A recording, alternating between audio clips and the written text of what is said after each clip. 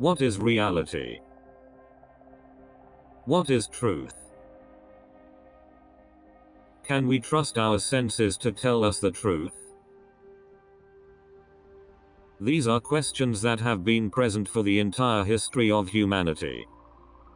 These are questions that help us understand, who are we?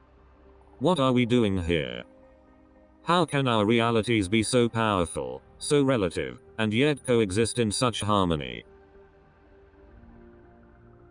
This is Donald Hoffman's Case Against Reality.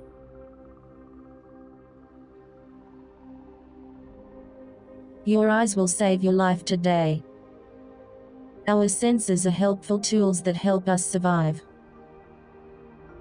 With their guidance, you will not tumble downstairs, leap before a speeding Maserati, grab the tail of a rattlesnake, or munch on a moldy apple. Evolution has sophisticated our senses with such refinance that our minds have conceived a false idea that we, human beings of the 21st century, have a better, more precise conception of objective reality. We see ourselves, with so much pride, as holders of the truth. Through 10 chapters, Donald Hoffman compiles the basis of a strong thesis that perception is not a window on objective reality. It is an interface that hides objective reality behind a veil of helpful icons. But even after thousands of years of sophistication, that remains a false idea. In the first chapter, Hoffman addresses what he conceives as the greatest unsolved mystery in science. How is our conscious experience formed? How can our experience of dark chocolate, the smell of crushed garlic, the blare of a trumpet, the sensual feel of blue velvet, or the sight of a red apple be so different? Neuroscientists, Hoffman argues, have found many correlations between these experiences and brain activity. They've discovered that our brain could even be split at half and demonstrate different personalities. But even with all the new data we have, the process of how brain activity is traduced into consciousness remains an enigma. In Chapter 2, beauty and attraction are analyzed through the lens of evolution. How does our personality project our preferences?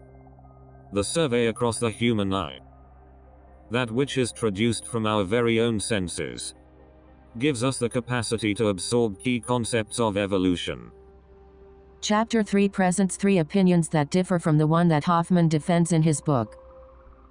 These are from eminent personalities, such as Francis Crick, who discovered, along James Watson, the structure of DNA. Crick argues that our perceptions match reality, and that the sun existed before anyone saw it. David Marr, a neuroscience professor at MIT, supports Crick's claims through the field of artificial intelligence.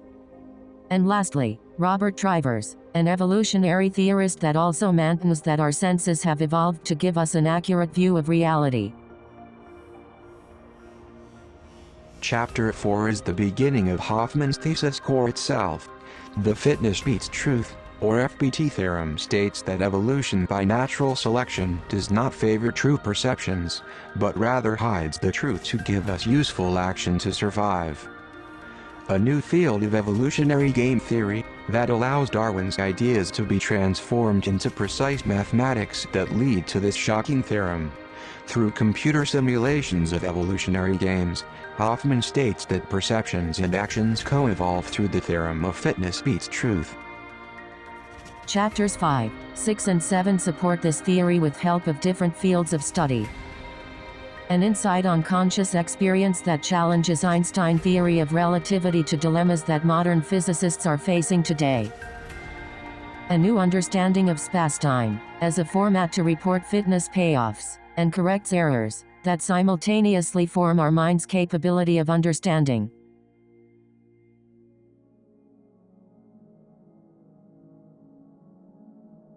In other words, the limits of human understanding. Chapter 8 and 9, we adventure another limits of the humankind, those of color and vision corners. Furthermore, Chapter 10 is the closure of the entire case. Hoffman challenges our perception of reality, and by doing that, how we conceive ourselves.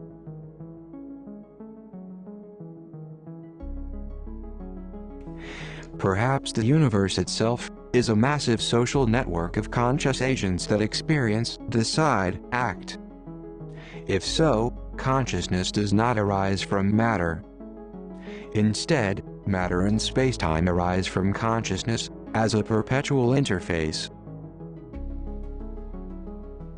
It is known that all political theory parts from a conception of the human being, an understanding of human nature, the natural state described by Hobbes and challenged by Rousseau, the moral compass of the Rawlsian veil of ignorance, the patriarchal divine authority defended by Filmer, or the one of the monarchomatches that contends it. Hoffman opens a new door, a new vision of humanity itself.